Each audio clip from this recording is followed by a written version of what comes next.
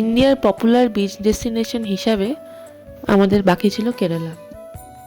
2025-এর নভেম্বরে আমরা ঠিক করলাম কেরালা ঘুরে আসি। আমাদের ফ্লাইট ছিল কলকাতা টু কোচি ভায়া ব্যাঙ্গালোর। কলকাতা এয়ারপোর্টে একটু ফ্রেশন আপ হয়ে আমরা পৌঁছে গেছিলাম ব্যাঙ্গালোর। সেখানে একটু লেওভার ছিল, তারপর আমরা পৌঁছে গেলাম কোচি।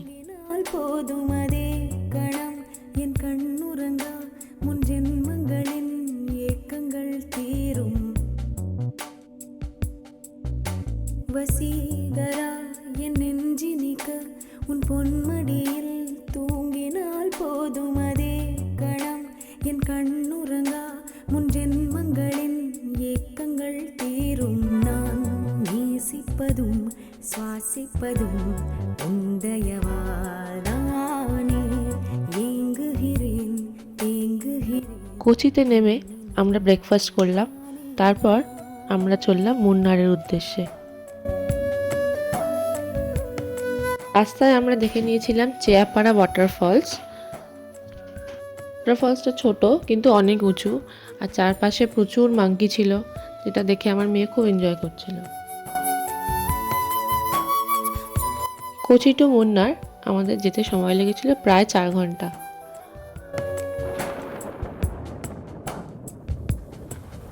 அடைமழை வரும் அதில் நனைவோமே குளிர் காய்ச்சலோடு ஸ்நேகம் ஒரு போர்வைக்குள் இரு தூக்கம்।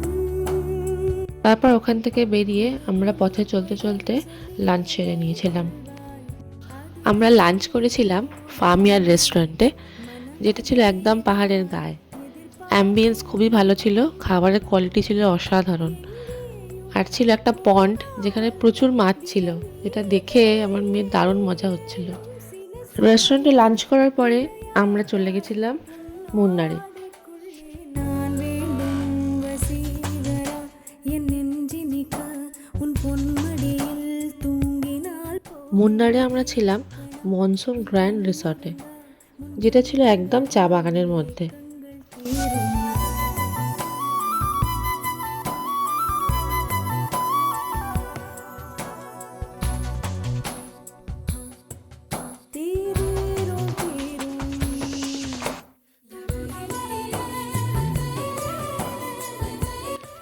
পরের দিন সকালে উঠে আমরা ব্রেকফাস্ট করে বেরিয়ে পড়েছিলাম মুন্নার সাইট সিইংয়ে।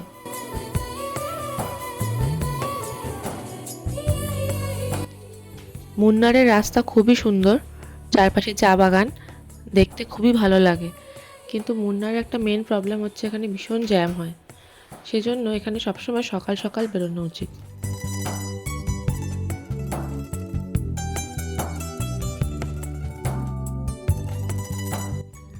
আমাদের আজকের ফার্স্ট ডেস্টিনেশন ছিল ইরাভিকুলাম ন্যাশনাল পার্ক। தினமும் நீ குளித்ததும் என்னை தேடி என் சேலை நுனியால் உந்தன் தலை துடைப்பாயே அது கவிதை। এই পার্কটি নীলগিরি থর দেখার জন্য বিখ্যাত, কিন্তু আমরা দেখতে পাইনি। ஆலிருந்து என்னை நீ அணைப்பாயே அது கவிதை। কিন্তু পার্কটি এমনিতেই এত অসাধারণ দেখতে, সেটা দেখেই আমাদের মন ভরে গেছিল। காதலனும் முடிவெளியில் এই পার্কটিতে আসার জন্য আপনি নিজের গাড়িতে গেট অবধি আসতে পারবেন, কিন্তু তারপরে আপনাকে এখান থেকে টিকিট নিতে হবে, আর এদের নিজস্ব বাসের ব্যবস্থা আছে, সেই বাসে করেই আপনাকে পার্কের মেন জায়গায় পৌঁছে দেবে।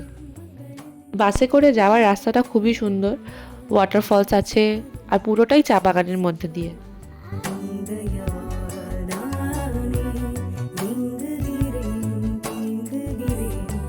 আমরা যখন ওখানে গিয়ে পৌঁছেছিলাম তখন ওয়েদার খুব ভালো ছিল, কিন্তু কিছুক্ষণ পরেই দেখলাম কোথা থেকে দলে দলে মেঘ এসে পুরো পাহাড় ঢেকে দিল। তারপর শুরু হলো ঝমঝম করে বৃষ্টি।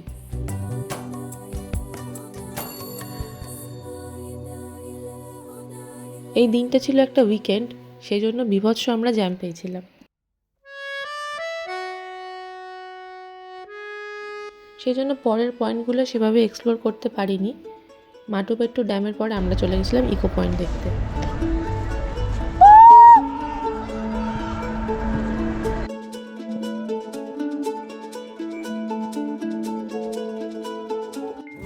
পরের দিন সকালে আমরা বেরিয়ে পড়েছিলাম আলেপ্পির উদ্দেশ্যে।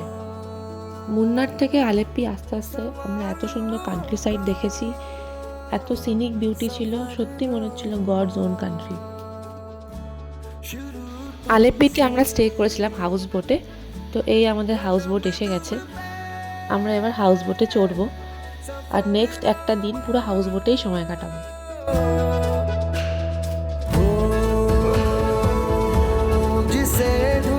হাউস বোটটা ছিল আমাদের নন শেয়ারিং বেসিসে, তাই পুরো হাউস বোটে আমরাই শুধু ছিলাম।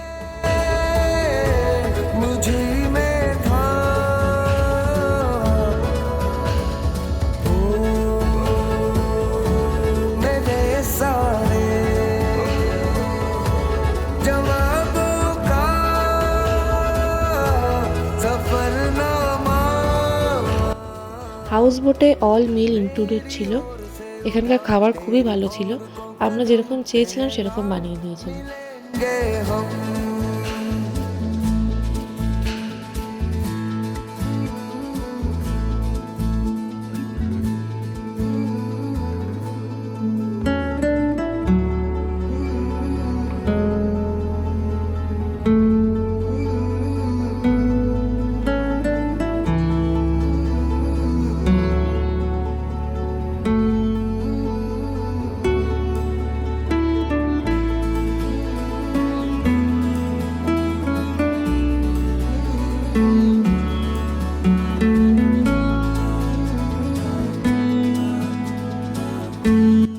আমরা যখন হাউস বোটে বোট করি তখন থেকে হাউস বোট চলতে শুরু করে, বিকেল 5টা-6টা অবধি হাউস বোটটা চলে। আমরা একটা ক্যানালের মধ্যে দিয়ে প্রথমে যাওয়া শুরু করি, তারপর আমরা গিয়ে পৌঁছাই ভেম্বানাদ লেকে, যেটা খুবই সুন্দর ছিল আর প্রচণ্ড বড় একটা লেক, যেখানে প্রচুর হাউস বোটও ছিল, খুব সুন্দর লাগছিল দেখতে।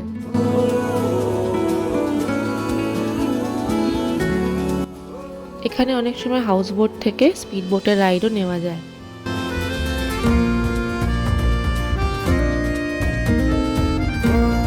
কিন্তু আমরা স্পিড বোটের রাইড নিইনি, আমরা হাউস বোটেই ছিলাম। কিন্তু এই হাউস বোটে থাকার একটা অসাধারণ এক্সপিরিয়েন্স আমার মনে হয় সবার একবার করা উচিত।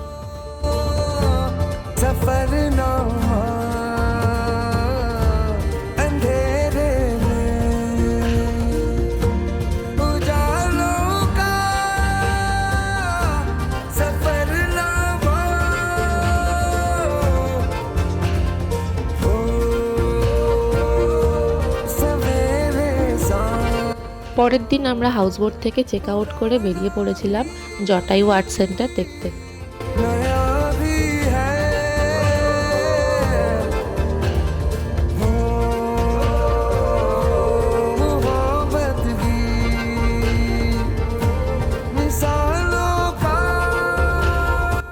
জটায়ু আর্ট সেন্টার একটা প্রাইভেটলি ওনড কোম্পানি, যেটার জন্য একটা রোপওয়ে করে আমাদেরকে উপরে যেতে হয়েছিল।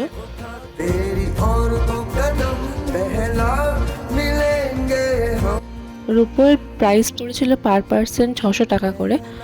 আর এখানে আরেকটা সাইড ওয়াকওয়ে আছে যেখান দিয়ে হেঁটে আসাও যায়, কিন্তু আমি সাজেস্ট করব রোপওয়ে করে আসার জন্য, কারণ এটা অনেকটাই উঁচুতে। আর এখানে ফুড ক্যারি করা যায় না, এদের নিজস্ব একটা ক্যাফেটেরিয়া আছে যেখান থেকে কিনে খাওয়া যেতে পারে। ওপরে এসে আমরা এই জটায়ুর বিশাল বড় একটা স্কাল্পচার দেখলাম। এত ওপরে এত সুন্দর একটা স্কাল্পচাররা বানিয়েছে, খুবই সুন্দর লাগছিল দেখতে। তবে আমাদের লাক খারাপ ছিল যে আমরা এর ভিতরে যে একটা মিউজিয়াম আছে সেটা দেখতে পাইনি, তখন কাজ চলছিল বলে। এরপর আমরা এখান থেকে রোপওয়ে করেই নিচে নেমে আসি, তারপর আমরা এখান থেকে বেরিয়ে পড়ি ভার্কালার উদ্দেশ্যে।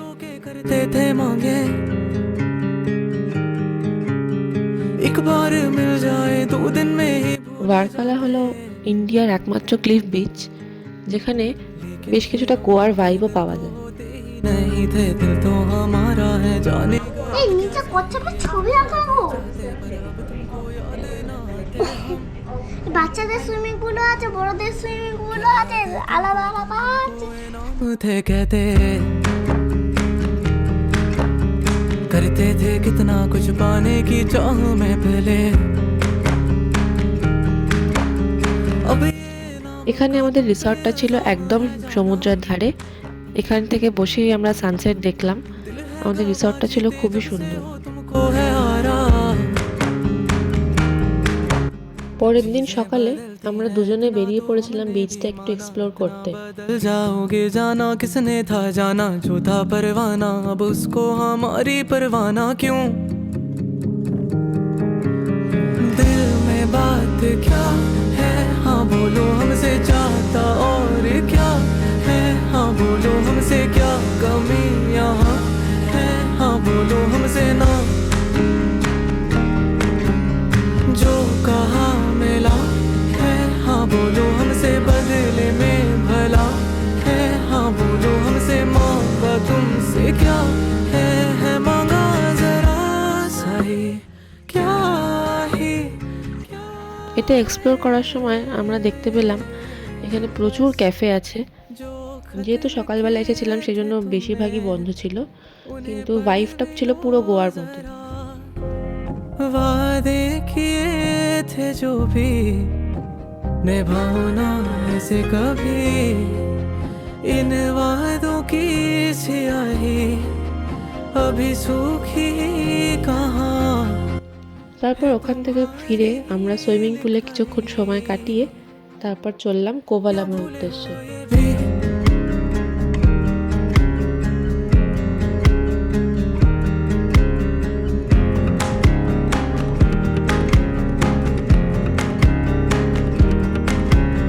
कहने को वावा तुम फिर से नाम हो जीते चेहरे पर मुस्कान पर आंखें हैं कुछ ना कहीं से हमने कहा था हम जाने तुमको तुमसे ज्यादा शायद गलत थे पर इतना तो हमने है जाना हर वो इनाम कदर के बिना ही है वैसे घर में बड़ी धूल खाते खेल কোভালামে আমরা ছিলাম সাগারা বিচ রিসর্টে। এটা অসাধারণ বললেও কম বলা হবে।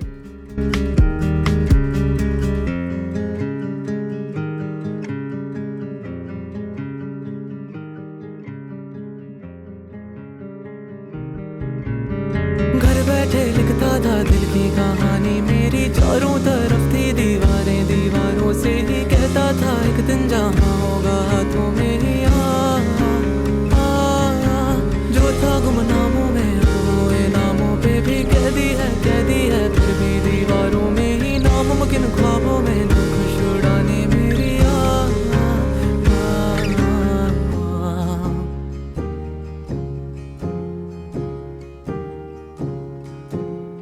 এত বড় প্রপার্টিতে আমি প্রথমবার ছিলাম, আর সব থেকে যেটা ভালো লেগেছিল এখানে সকালে প্রচুর ময়ূর ঘুরে বেড়ায়।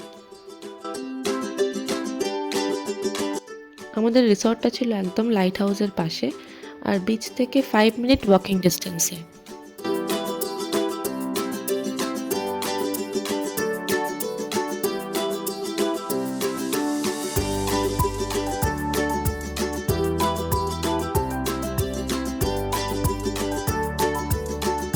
সেদিন আমরা কোভালামে সানসেট দেখলাম। কোভালাম বিচ হিসাবে খুবই সুন্দর, একদমই ভিড় ছিল না, খুবই ফাঁকা ফাঁকা আমরা ঘুরেছি।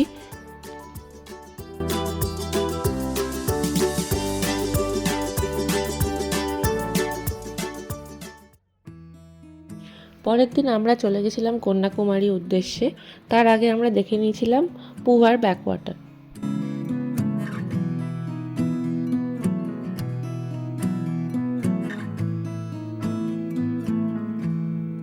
Loving can hurt.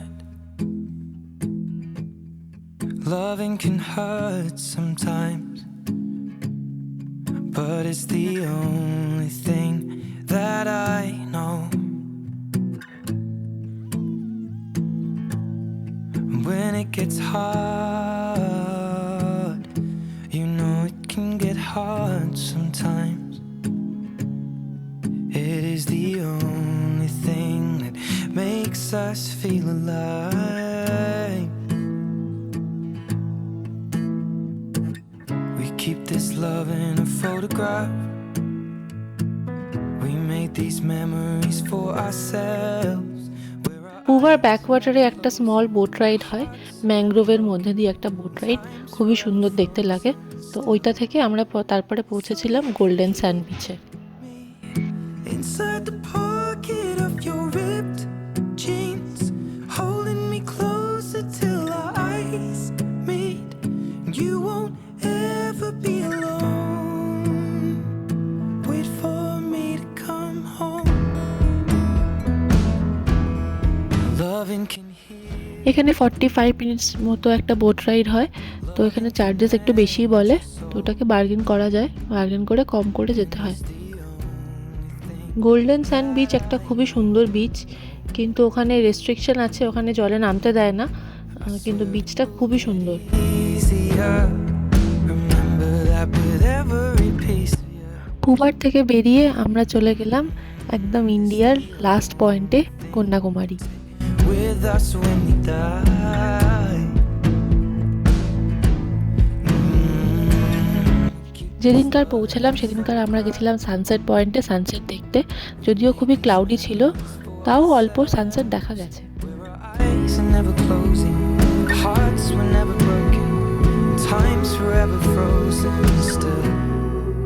So you can keep me inside the pocket of your ripped jeans, holding me closer till our eyes. Next day আমরা চলে গেছিলাম বিবেকানন্দ রক্সে। আগের দিন আমরা অনলাইনে টিকিট পারচেস করে নিয়েছিলাম, সেই জন্য আমাদের লাইন খুব কম দিতে হয়েছিল। আর এখানে একটা লঞ্চ ছাড়ে, তো ওটাতে করেই নিয়ে যায়, আবার ওটাতেই ফেরত আনে।